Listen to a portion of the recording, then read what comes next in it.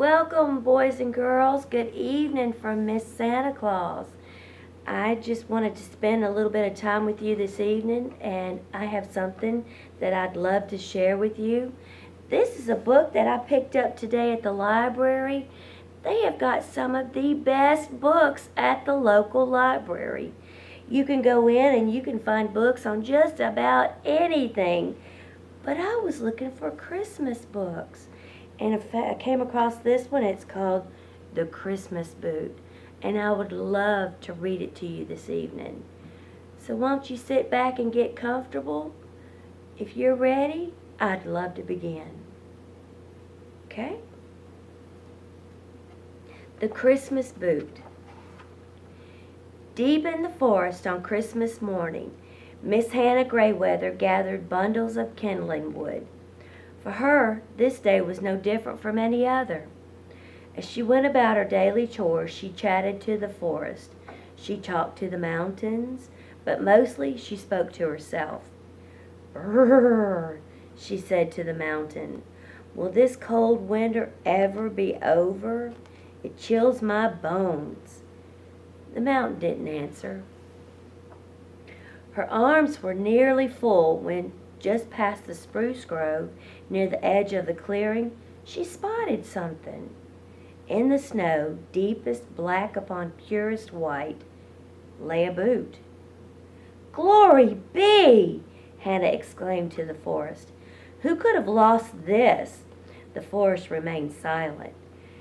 And since her arms were so full of twigs, and since her feet were fully freezing, and since it looked to be such a nice boot, she slipped her rag-wrapped right foot deep within it.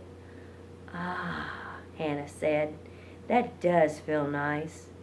It surely must, for when she slid her tiny foot into the very large boot, it suddenly took on the shape and size of Hannah's own foot. It fit perfectly. Hannah headed back to her ramshackle cabin, limping her way through the snow. Her warm right foot stepped surely as her cold left foot struggled just to keep up. "This boot was quite a find," Hannah said to the walls of her cabin. "Where do you suppose it came from?" The walls did not reply. As she slipped into bed that night, she stared at the boot on the floor and said, "I only wish I had your mate." Then Hannah drifted off to sleep. In the morning, Hannah arose to begin her daily chores. "Come on, Boot," she said, "time to get to work." But as she focused her eyes, she didn't see one black boot. She saw two black boots. "Glory be," Hannah said to the left boot. "How did you get in here?" The boot couldn't say. Then Hannah Grayweather placed both of her tiny feet into those warm black boots. They fit most comfortably. As she went about her wood gathering, Hannah had a spring in her step that hadn't been there for years. She danced in the spruce grove, skipped along the frozen creek bed, and made snow angels on the hillside. Her feet felt wonderfully warm. That night, Hannah placed her boots next to her bed and wondered at her good fortune. "Such a glorious find," she said to the right boot. "Who could have lost such a treasure as you?" The boot stood silent. "No matter," said Hannah. "I've made good use of you here. If I had mittens as toasty warm as you, I would surely be the happiest woman in the world." In the morning, tucked neatly inside of each boot, was a bright red mitten. "Glory be," Hannah said to the boots. "What form of magic is this?" The boots couldn't tell. She placed the mittens on her hand, and like the boots, they were comfy warm. "If the boot is magic," Hannah said to the mittens, "will it give me more? Will it give me a fluffy feather bed, a fabulous feast, a big fancy house?"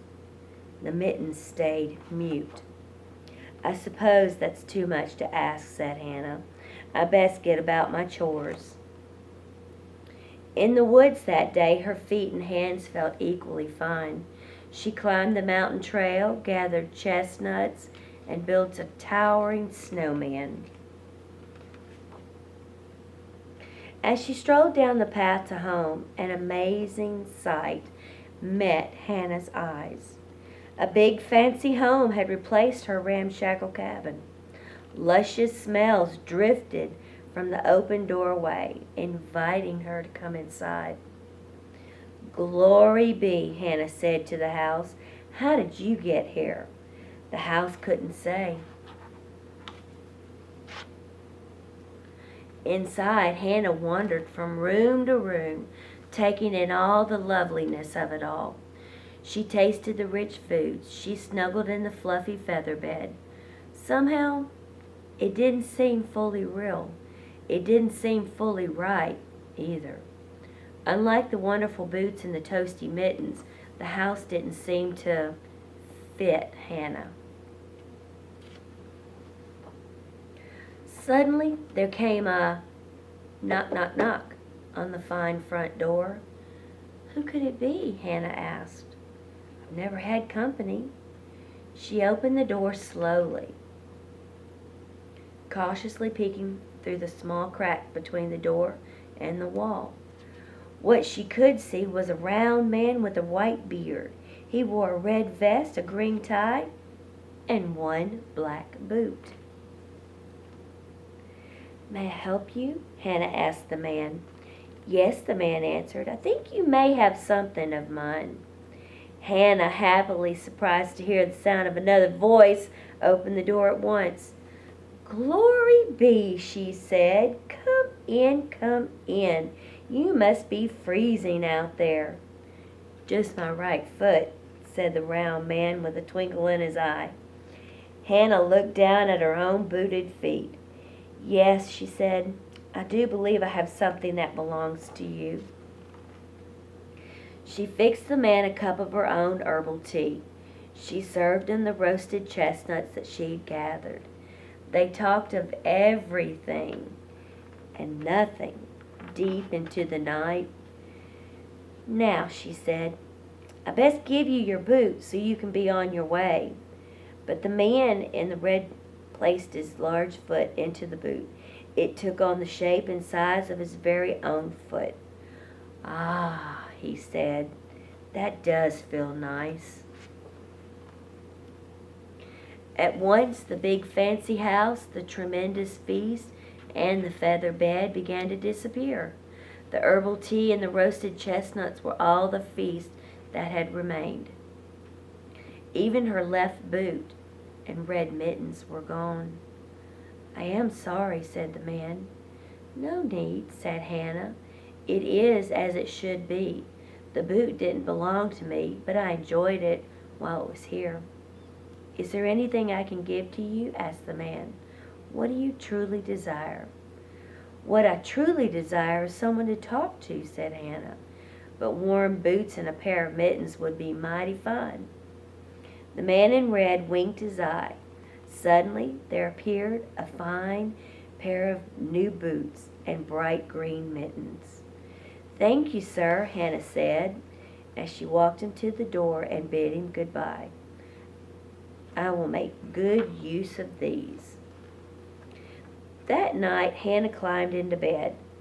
"Good night," she said to her fine new mittens and boots. "Arf!" the right boot answered. "What?" Hannah said, eyeing the boot. She peeked inside. Two little black eyes peered up at her. "Arf! Arf!" she heard again. Then she reached into the boot and pulled out a wiggly puppy into her arms.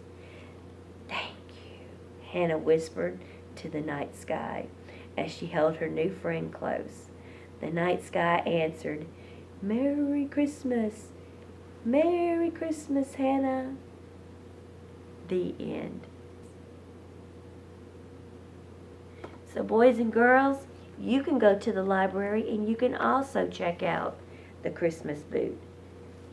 Merry Christmas. Merry Christmas, boys and girls, and welcome to the Shreve Memorial Santa Claus and Miss Santa Claus story time. We hope you enjoyed the stories, and don't forget to go by the library, the closest one to you. They're all over town, and they all have a wonderful selection of books, especially Christmas books. So you better not pout, and you better not cry, and you better get to your library. And you never know, you might see me. Merry Christmas. Merry Christmas.